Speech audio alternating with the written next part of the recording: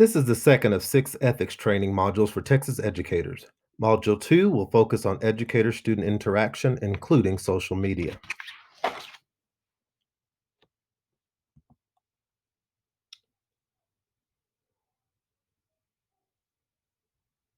This session will focus on interactions between educators and students with a special emphasis on the utilization of social and electronic media. As we prepare to begin our training session, these are the overarching essential questions that we will conceptualize today. Please respond to the essential questions while you wait for the training session to begin. You may use the Module 2 note-taking section on your own paper to record your responses.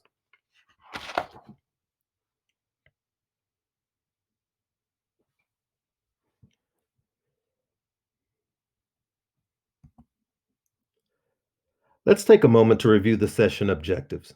Today, we will discuss how to use social media to enhance student learning, learn about appropriate and inappropriate social media interactions, identify social media grooming actions used to initiate inappropriate educator-student relationships, and discover the connections between social media utilization guidelines, recommendations, and educator misconduct consequences.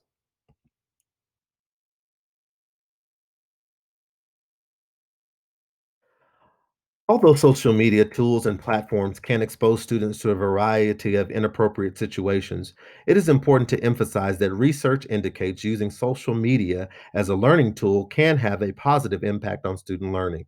Educators are doing a great job increasing their expertise in creating real world lessons that engage learners and make learning experiences more relevant through the integration of technology.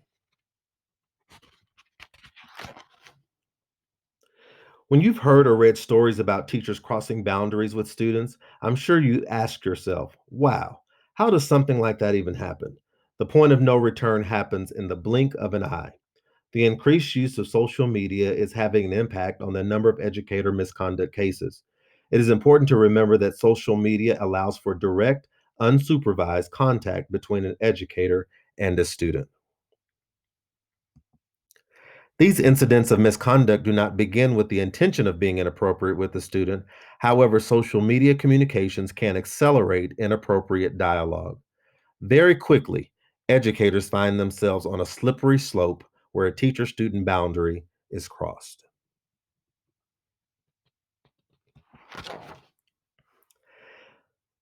This is an actual statement from a teacher to law enforcement. This is how an inappropriate teacher student relationship began, in the words of the teacher.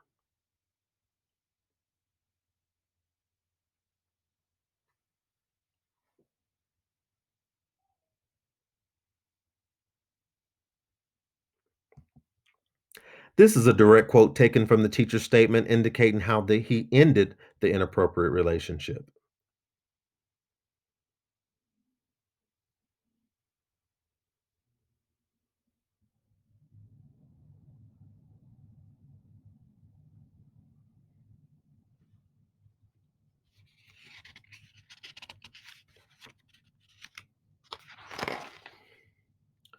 This teacher voluntarily surrendered his teaching certificate. While the entire statement was not included, you are able to see how a relationship can begin quite innocently before crossing a boundary within a short period of time. Many people were hurt by this teacher's actions. Our responsibility, however, is to the student. We're responsible for our students' safety and well being at all times. This former Texas teacher and academic decathlon coach was sentenced to 60 years in prison for sexual misconduct with 2 students. Both victims testified they had sexual encounters with the teacher. They stated that their relationships with their teacher began on social media, specifically on Tumblr and the fetish website FetLife. The relationships also included communications over encrypted phone apps such as Kik and Wicker.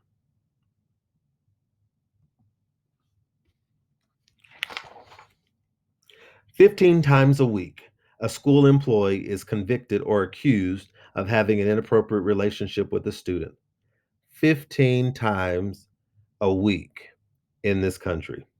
That's 15 times too many. It's happening to the very students who trust us to do what we are hired to do as educators.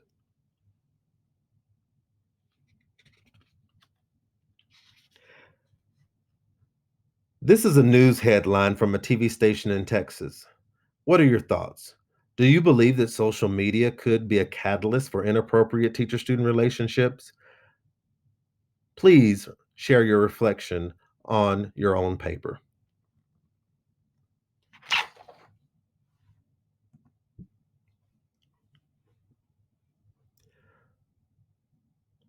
While there can be many factors that lead to inappropriate relationship with students, social media is the number one factor in cases involving sexual misconduct that are being investigated by the Texas Education Agency. Many social media platforms can be used to conduct communication secretly, thus making it easier for incidents to occur. It is important for every campus to clarify and provide clear guidelines regarding the use of social media for educational purposes.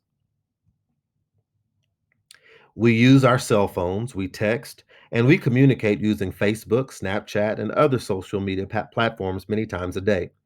The technology icons showed on this slide are just a few of the numerous technology tools and platforms available for users. There is a fine line between utilizing technology and social media to enhance learning and using technology and social media to enhance personal relationships with students. Unfortunately, concern is rapidly growing that these forms of interactive communication are bringing teachers and students too close for comfort.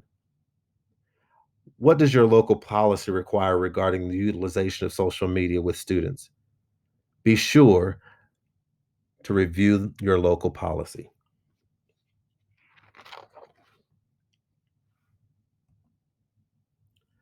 The reality of social media is that it leaves a digital footprint for investigators to follow. It makes it easier to identify the victims. Voicemails, emails, texts, Facebook posts, tweets, and even messages on apps where messages disappear. They don't ever really disappear. Those messages will be forever in existence. A record of social media interactions is aiding investigations by providing evidence needed to sanction educators who have improper relationships with their students. It also provides investigators with specific evidence of educator misconduct. The fact remains that the majority of educators have been charged after social media or text messages with their alleged victims are exposed. Let's watch a video that addresses the situation.